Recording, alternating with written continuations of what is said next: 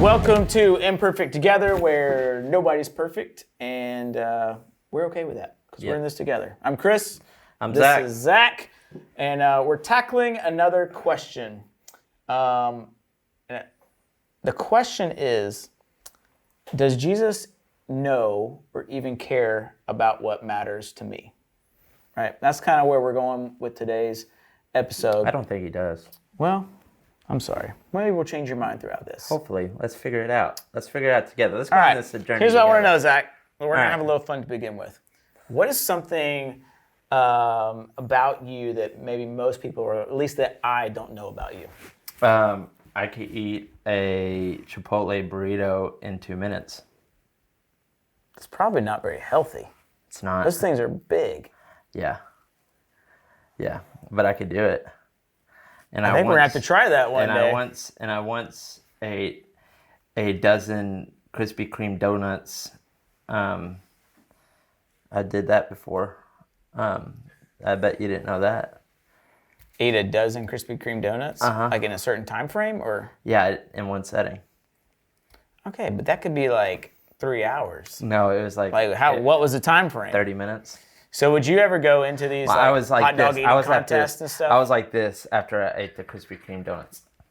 A little amped up, huh? I was a little amped up. I was like, would you ever do an eating contest? I've done one. Did you win? For Qdoba, I did a burrito eating contest. Did you win? No. How many burritos did you have to eat? 5. I ate 5 of them in 30 minutes. Bro. I know. It's not good. Dude, you couldn't cut your stomach open and shove in 5 burritos I to did. fit if you wanted to. Oh I don't my know how gosh. you do that. We may cut this out, but my poops are so backed up. It was. You think? It was. Bro, you're just stopped up. It was like if my stomach, if you just did that, it probably would have like. That's disgusting. All right, changing the subject. Because you're letting us know a lot about you. We'll keep that in. We'll keep that in. There's no problem with that. Do you feel like anybody in your life fully knows you? Like 100% knows all of Zach? I would say my wife knows a lot.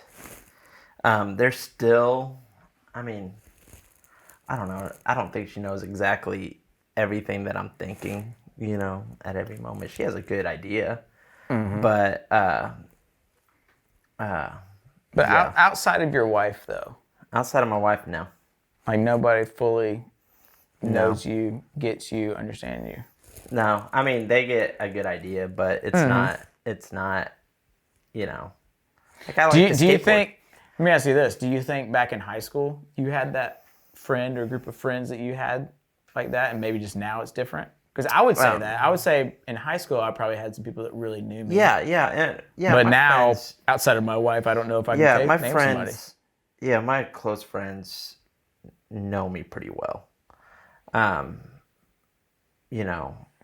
Probably not as much as the wife, but my friends definitely, they get me. Yeah, they get you. Yeah. They know where I'm going. No, so I think everybody wants that. I think we all have this desire inside of us to have somebody who gets us, who understands us, who knows what real life for us is like. But I think the problem is the majority of us probably don't have that.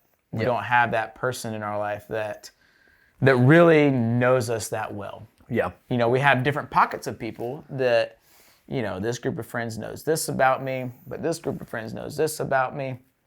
But I don't have one person that knows all of me. Yeah. And that leaves, in a way, it leaves something empty in us because we want that. We desire that. So why do you think we have... For instance, you know me, you've known me for a year, right? It's been a little over a year and since so I bet you didn't know that I have a belly button that I could fit a whole baby carrot in there and leave it in there for a whole day. Did you know that I could do that? I did not, and you know what? I'm okay with not knowing that. I'm never going to actually check that out. I'm just saying. That's good to know, though. Yeah. It's good to know whole baby carrot. that you can fit a baby carrot Yeah, inside your belly button. I tried to get a kid to eat it, and then I felt bad. Oh, that's disgusting. I tried. It was over a talent show, and I was like, dude, do it. And then on the last minute, I was like, man, I can't make you do that. So that was good on my part for acknowledging how gross that was. Oh, so here's the thing, Zach. You obviously wanted us to know that about you. Uh-huh. Right? You had this desire inside of you to share that Well, it just story. kind of came out, but yeah. Right. So why do you think we have this desire within us to be fully known by somebody? To be fully known and be loved by you. Oh, that's a song by Torn Wells. Uh-huh. What was the question? Why do we have that desire? Like, why do we want somebody that gets us and understands us? Like, why is that a thing? Why is that a thing? Because we're lonely inside, and we want to be known by everyone, and we want to be popular, and we want to be rich and famous. What's that have to do with being known? And You're gonna buy all your friends? Yeah. That's not really being known. That's being used. If I had the choice, I would buy all my friends.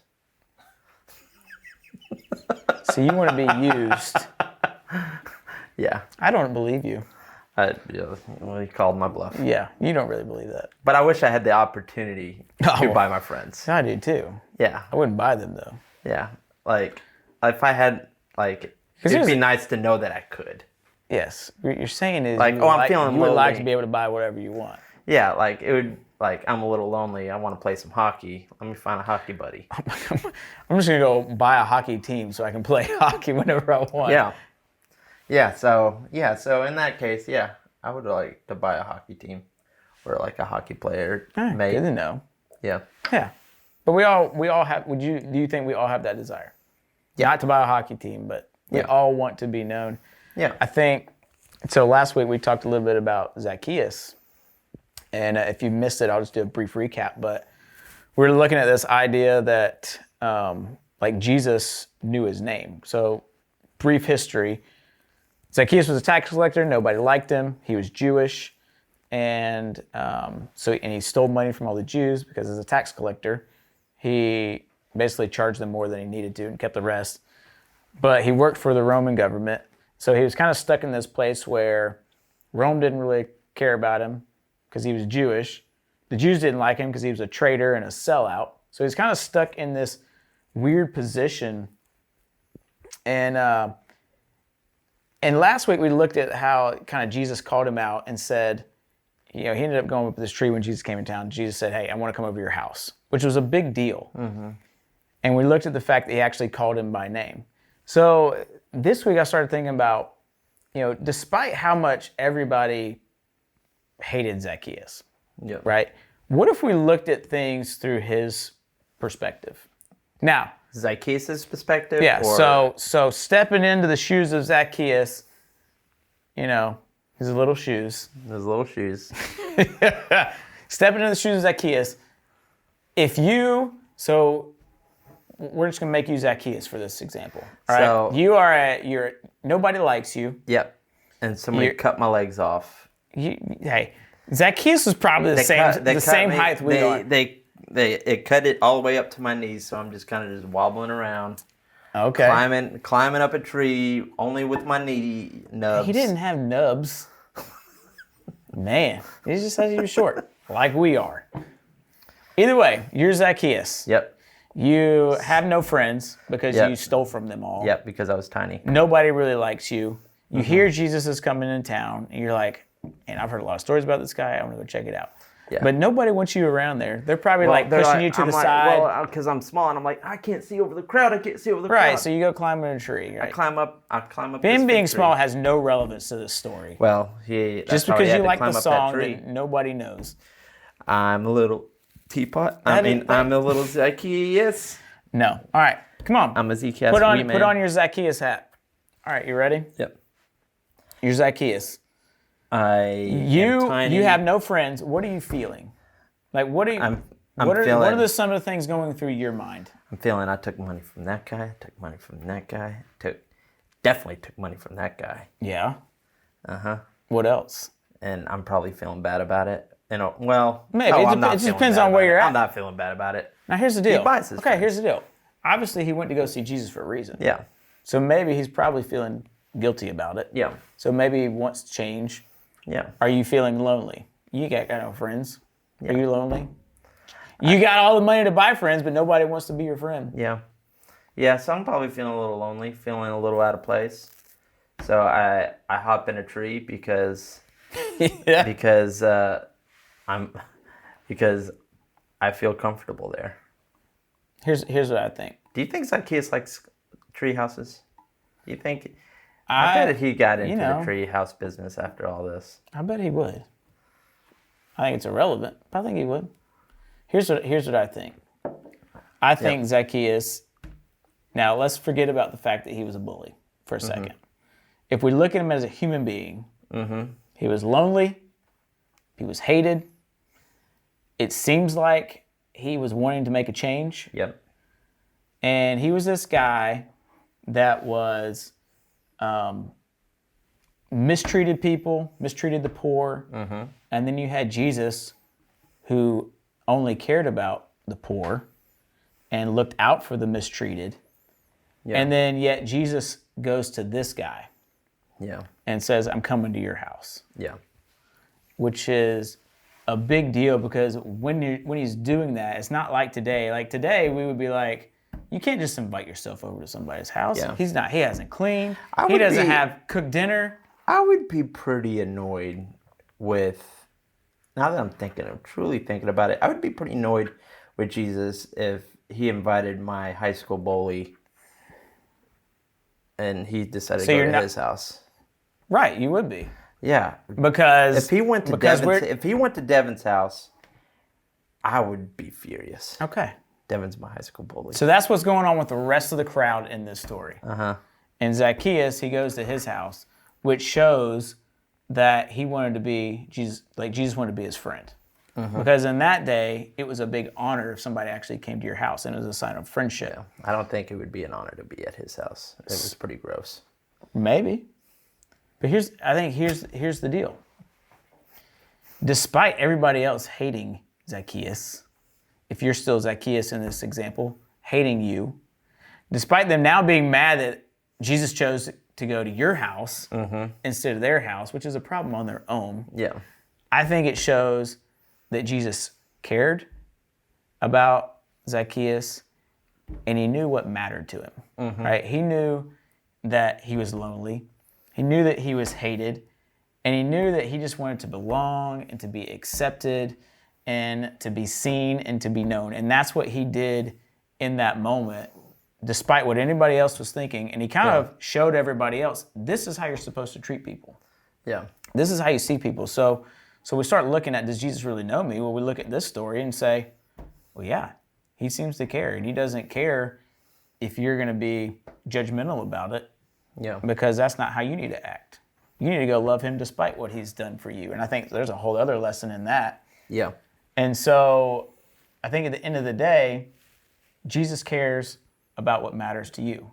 So the question to you would be, when you think about Jesus, watch is ringing. When you think about Jesus, is this the image that you had of Jesus growing up? Because I think we have sometimes we view Jesus in a whole different way on how he looks at us. Yeah. Me growing up with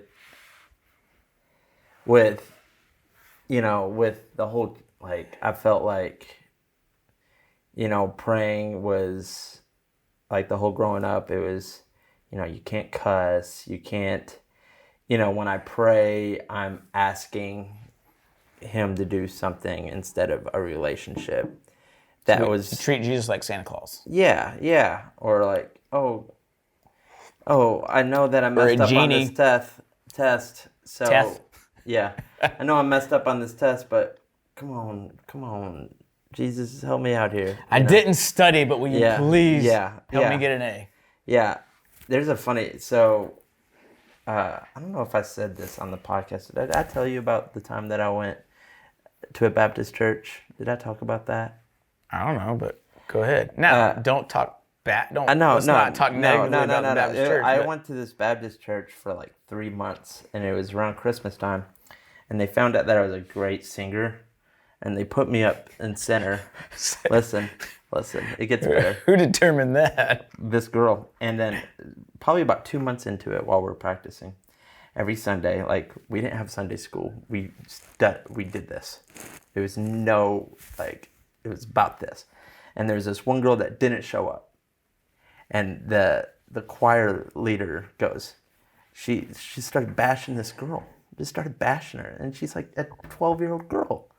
I just bashing this little girl. And I was like 14. What, like, because she didn't show up? Yeah, because she didn't show up because she was sick. And she was like, well, if you guys are sick, you need to bring your puke buckets. So know what I did? Dude, she's hardcore. Know what I did? I practiced for another month, and then whenever the recital happened, I never showed up.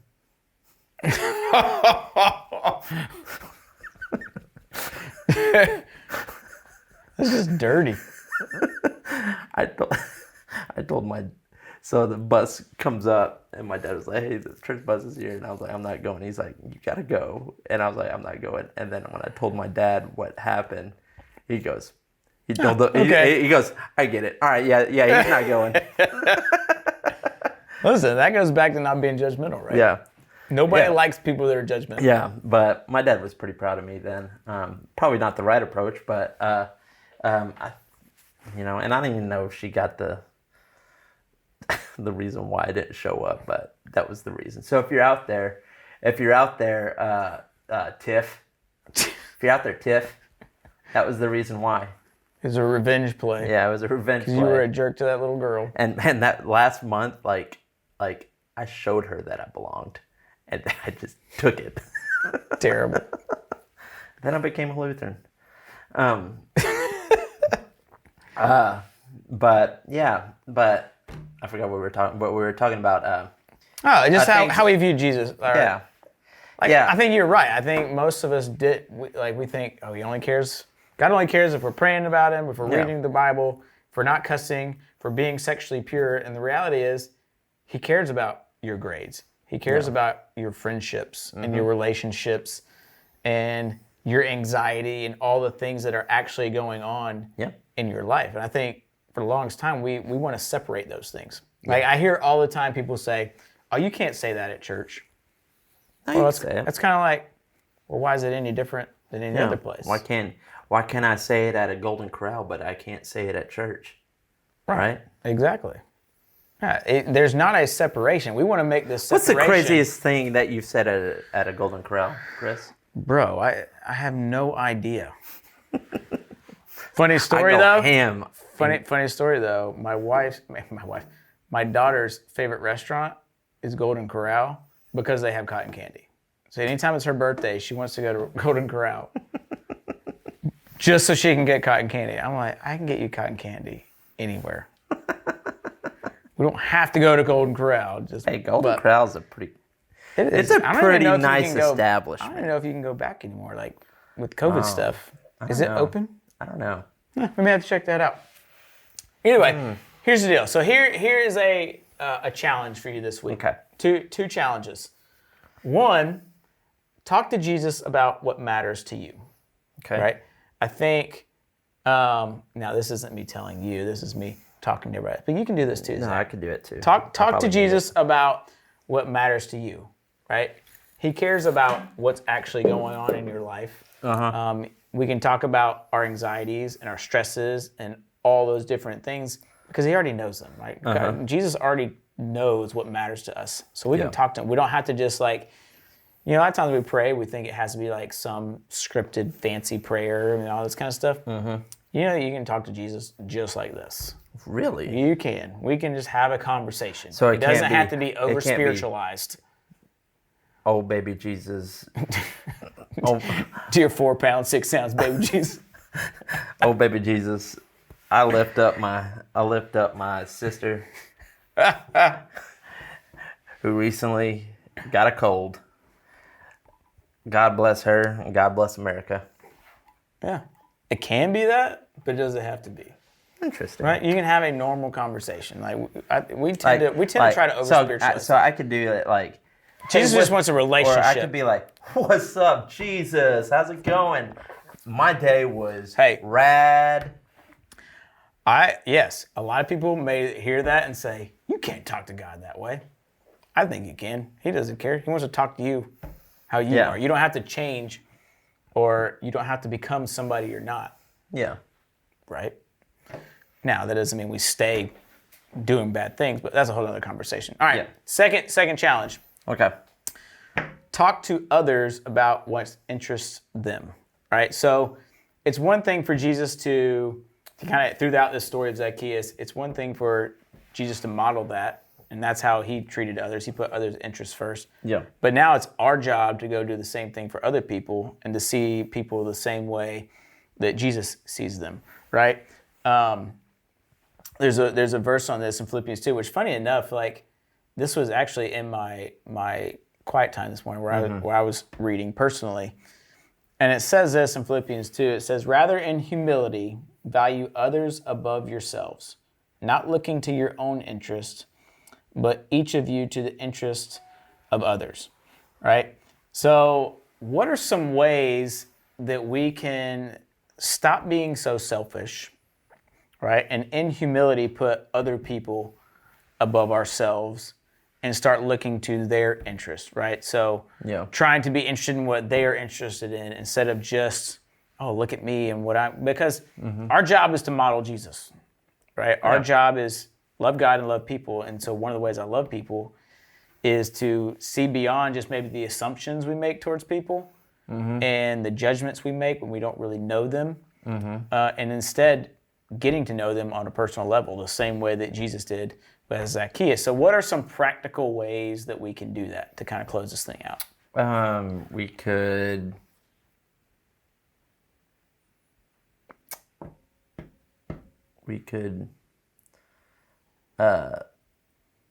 do stuff. We could do stuff that will Do stuff? Yeah, we could not assume the worst in people. We could sit at the other person's cafeteria table and share life. You could not be a jerk and be so self-centered and just, open yourself up to opportunities of other relationships. You could play another sport. Yeah. Or just go to somebody else's game even though you don't care about it. Right? If you have if you play basketball, and I cared less about basketball, I want to go to your game because you care about it, and I want to support you. Like that's part of putting other interests in front of ourselves. And I think the more that there's obviously tons of ways that we can do this. Yeah. Even like with siblings, if you have siblings, like playing something your little brother wants to play instead of, I don't care about playing hide and seek one more time. We do it because we care about their interests. Yeah. Right. And I think that's what our job is when we care about others and we seek to know them, we're actually living like Jesus, which is what we were called to do. And everybody needs somebody who cares about them and knows them, right? Yeah. It's that desire that we all have deep down inside of us. And Jesus cared about what mattered to others because they mattered to him. Yep. Right? So back to our question then from the very beginning. So does Jesus know or even care about what matters to you? How do you answer that now? I think after this great conversation... because you didn't believe it before? I think after this great communication and you have enlightened me with the knowledge that I now have, that I agree that he does care about what matters to me. Good. Like Zacchaeus, Jesus cares about you because he knows what matters to you. Mm-hmm. And now we have the opportunity to go do the same thing for others. Yeah. We can begin to be Jesus to other people by caring about what matters to them, right? And engaging in getting personal with people, like getting to know somebody and to understand them and know real life, right? That's what life is all about. We desire community. We desire to have people around us. That's what we need to focus on, right? That's right. I'll try to know you better, Zach, and be a better friend. Oh, thanks, man. Hey, before you close this thing out, I have a question for you. Okay. All right, so in Revelation, right? Oh my God. So in Revelation, I may not have an answer. So in Revelation, they talk about all the good angels and all the bad angels are going to fight. They're going to have a great war in Revelation, right? It says that somewhere in there, right? Sure. All right. So let's say that they have a great war. And let's say some angels die, some demons die. Do they just go back to the start and fight again? That's a great question. It's like, oh, I got stabbed. Oh, man, I got to go back. It's like a video game. Yeah. Reboot. Yeah. I don't know. Never thought about that. I don't know how that works. I don't know how that works either. Maybe it's there's a set time period. Like Jesus knows, all right, this war is going to take, 3 days. So however many deaths so you guys you're have. dead. No. So if you die, you're dead for 3 days until okay, war's over. Go back to your places. I don't know. It's a great question. Assuming that's actually going to happen, which I would have to go back and read Revelations. I don't want to assume anything, especially because it's been a long time since I've read Revelation. I was just thinking about that. But if in that hypothetical situation it happened, I don't know. Maybe that's how we answer it.